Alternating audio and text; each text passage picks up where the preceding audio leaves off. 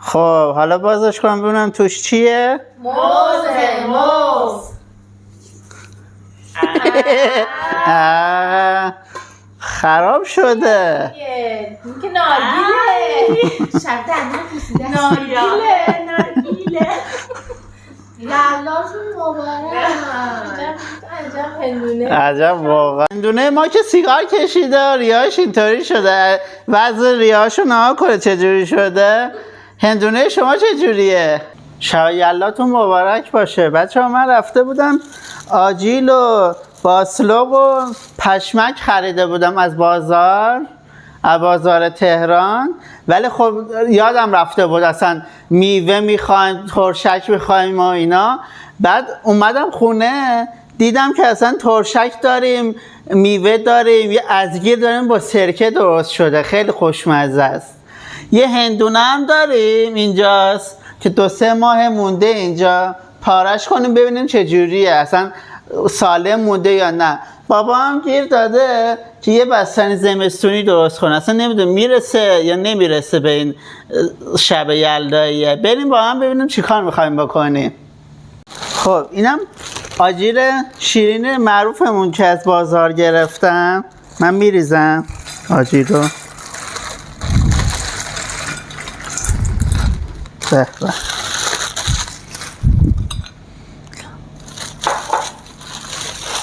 اینم باسلوقمونه که میچینیمش. این دوتا هیجان انگیزترین خوراکی هست که من دوست دارم.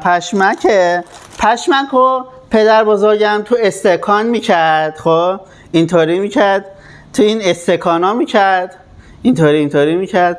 پشمکه یه مدل خاصی میگرفت، اصلا خیلی قشنگ بود.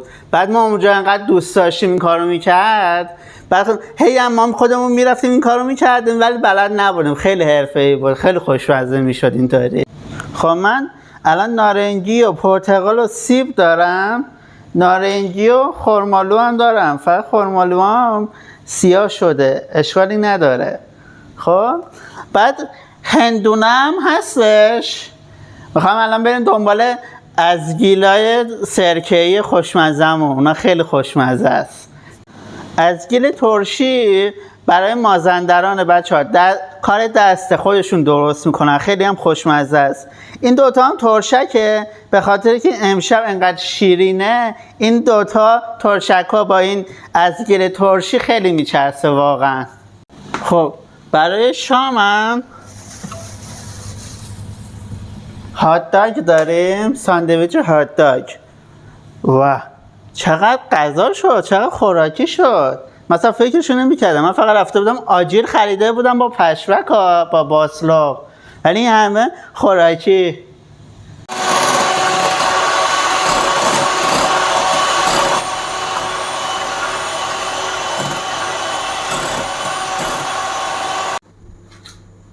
خب بالاخره این بستنی زمستونی بابام هم آماده شده، میخواد بره تو یخچال. میخوام درباره سنت دون کردن انار بهتون بگم.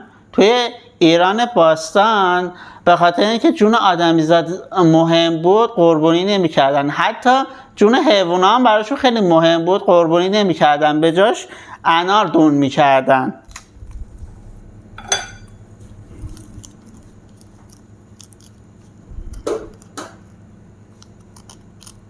هرچه آماده کردم میزنم کنار. پرتقالا و نارنگی ها رو میچینم. حالا میمونه شیرینی ها و ترشی ها. بخش سنتی پشمک اینطوریه که من باید پشمک زیاد بریزم و با دست بعد این کار رو انجام بدم.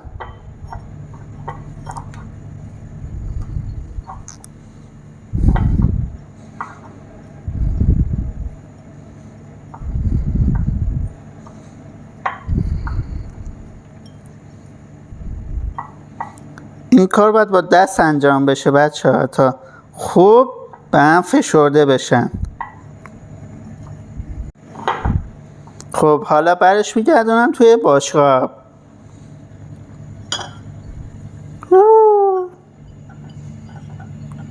خب حالش میدم.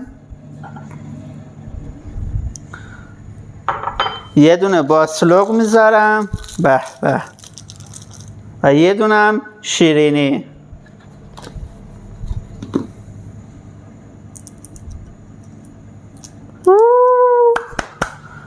بفرمایید. اینم از بستنی زمستونی بابام که آماده شد. به به.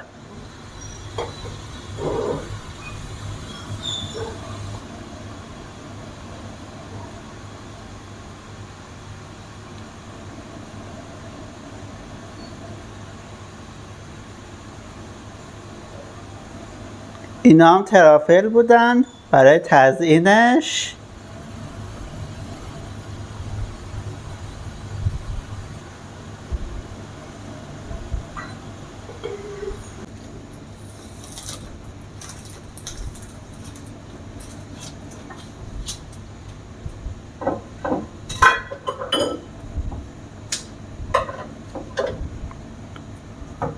خب اینم هاتداگ شاممونه.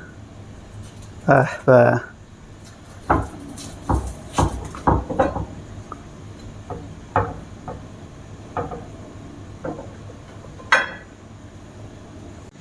نوبت از گیرای خوشمزه میرسه و ترشک.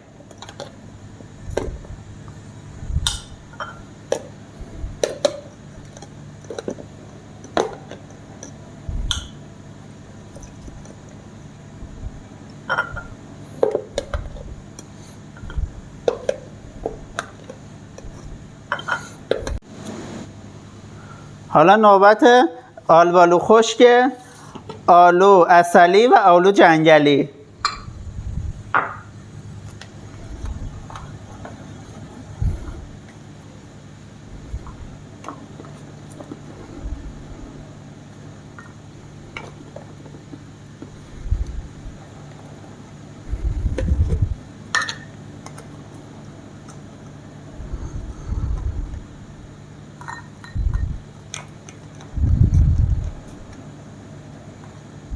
حالا نوبت چیدن سفره یلدامونه. ترشک ها رو آوردم، انار و آجیلم رو چیدم، بعدش ازگیر سرکه‌ای و خرمالو، میوه رو آوردم، بعدش این شیرینی ها رو آوردم، این پشمک ها و باسلوق ها رو آوردم.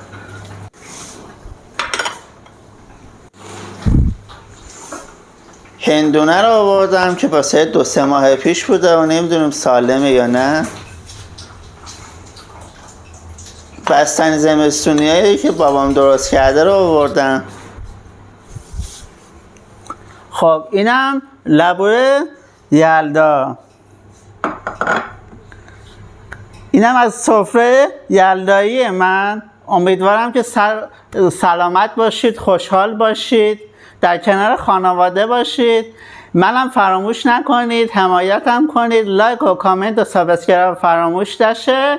خب حالا بازش کنم ببینم توش چیه. موز. خراب شده. این که نارگیله. شب دندون پوسیده است. نارگیله. یلداتون مبارک. عجب هندونه. عجب واقعا. هندونه ما که سیگار کشیده ریاش اینطوری شده. وضع ریاشو نها کنه چجوری شده. هندونه شما چجوریه؟ با وجود این که هندونه خراب از آب در اومد، ولی من برای مهمونامون تنبک زدم و خوندیم و عشق کردیم.